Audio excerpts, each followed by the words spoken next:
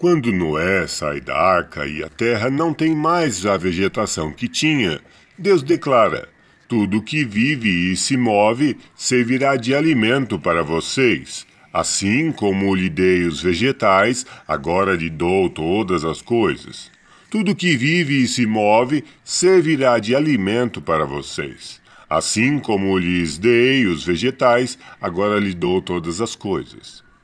Ao lermos Deuteronômio 14, 7 a 20, temos declarações de animais que não devem ser comidos.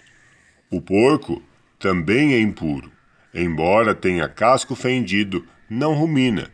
Vocês não poderão comer a carne desses animais, nem tocar em seus cadáveres. E agora, deve-se comer tudo que se move, ou alguns animais não servem como alimento? Primeiro, devemos entender qual é a alimentação ideal para o homem, e esta foi determinada antes de o homem cometer erros. E podemos ler o que Deus disse ao homem. Disse Deus: eis que lhe dou todas as plantas que nascem em toda a terra e produzem sementes, e todas as árvores que dão frutos com sementes. Elas servirão de alimento para vocês. Ou seja, do modo correto de se alimentar, temos que o ideal é o alimentar-se sem matar animais. Sabendo que o ideal é o que Deus criou antes do erro do homem, temos que as outras situações são de erro. Nesse caso, ao ocorrer o dilúvio, as plantas foram destruídas. Então, ou o homem comeria animais que coletou na arca, ou morreria de fome. Assim, vemos a lógica de que o homem comeria carne, mas o ideal não seria assim. De fato, após o pecado, o ideal começa, em diversos momentos, se tornar impossível. Nesse caso, é um exemplo. Se não comesse carne, o homem morreria de fome. Já no período de Deuteronômio, havia plantas, mas não havia verduras e frutas o suficiente para deixar o alimento cárneo. Assim, os animais com mais riscos de adquirir doença eram retirados da alimentação. Normalmente eram os animais com um sistema imunológico resistente, que consegue sobreviver mesmo com grande quantidade de doença. Estas, ao ser passado para o homem, geraria grande risco de vida. Mas, como sabemos, o ideal continua a ser o alimento de frutas e legumes. Podemos observar que no deserto Deus fazia com que caísse o maná do céu, um alimento melhor do que os homens comiam. Mas veja o que acontece. Um bando de estrangeiros que havia no meio deles encheu-se de gula e até os próprios israelitas tornaram a queixar-se e diziam: ah, se tivéssemos carne para comer. O que vemos é que, tendo alimento melhor, o povo determina a vontade de comer carne. De fato, a carne é um efeito estimulante e se torna um sistema viciante, visto que, tendo melhores alimentos, o indivíduo busca a carne. Esse vício determinou a característica do verso: vocês não comerão carne apenas um dia, ou 2, ou 5, ou 10, ou 20, mas um mês inteiro, até que lhes saia carne pelo nariz e vocês tenham nojo dela, porque rejeitaram o Senhor que está no meio de vocês e se queixaram a ele, dizendo: por que saímos do Egito? Assim, podemos observar que, se fosse necessário a carne, Deus teria concedido junto do maná, o que mostra que, quando a pessoa, tendo o melhor, busca comer carne, então está indo contra o melhor e buscando o pior.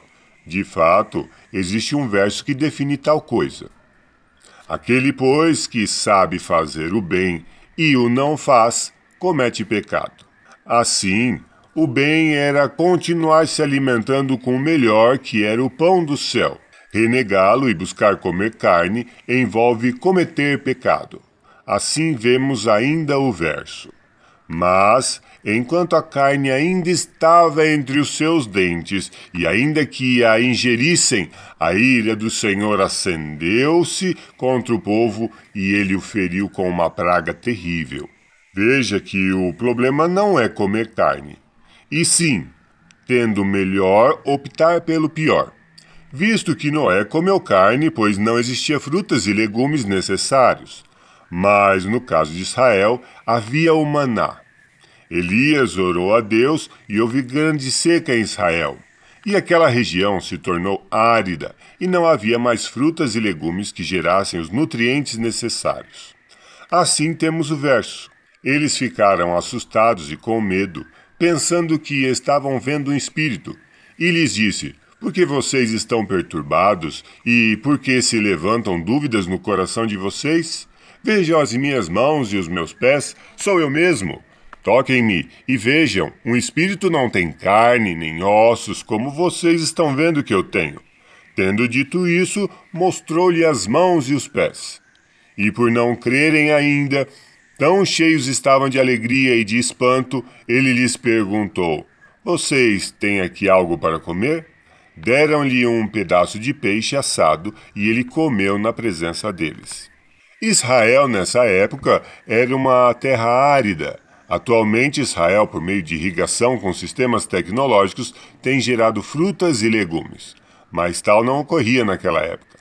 Assim, a vida é mais importante do que o alimento, mas tendo o melhor para se alimentar e se alimentar com o pior, tal é pecado. Vemos, por exemplo, que o ato de alimentar-se com carne não é o ideal, pois temos o verso: o lobo e o cordeiro comerão juntos, e o leão comerá feno como o boi, mas o pó será a comida da serpente. Ninguém fará nem mal, nem destruição em todo o meu santo monte, diz o Senhor. A vaca se alimentará com o urso, seus filhotes se deitarão juntos, e o leão comerá palha como o boi. Esses versos são relativos ao reino celeste. E vemos claramente que os animais não são mortos para serem comidos. É um reino de vida e não de morte. De fato, o homem deve tomar as melhores decisões de sua alimentação, e assim será determinado a salvação e a perdição. Não porque comeu carne ou não, e sim porque tomou a melhor ou a pior decisão. Assim, não existe contradições no texto bíblico, existem limites que Deus impõe em que o homem poderia seguir. Mas sabendo que se um homem pode tomar melhores decisões, o ato de se limitar por baixo se torna pecado.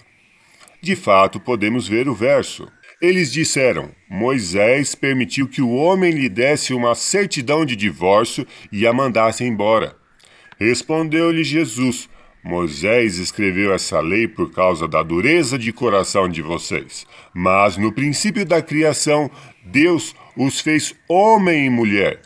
Por esta razão, o homem deixará pai e mãe e se unirá à sua mulher, e os dois se tornarão uma só carne. Assim, eles já não são dois, mas sim uma só carne. Portanto, o que Deus uniu, ninguém o separe. O que vemos no verso? É claro que mesmo a permissão na lei escrita por Moisés, o correto é não separar-se da mulher. E isso é em todo o caso. Se existe a melhor decisão, a decisão pior é pecado.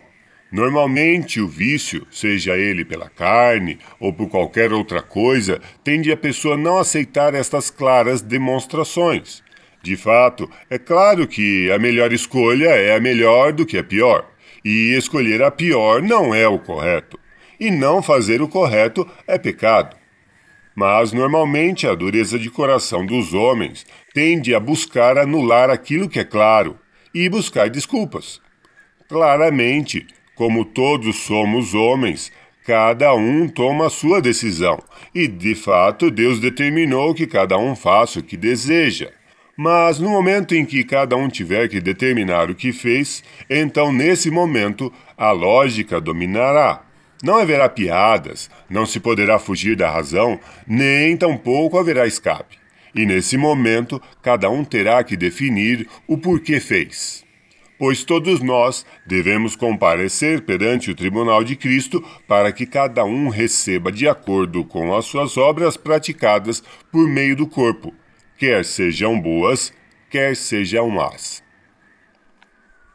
Se você busca mais conteúdo de diversas áreas, visite o site reformadoresdasaude.com. Novidades e conteúdos detalhados podem ser encontrados lá, com sistema de pesquisa e organização de texto e vídeo.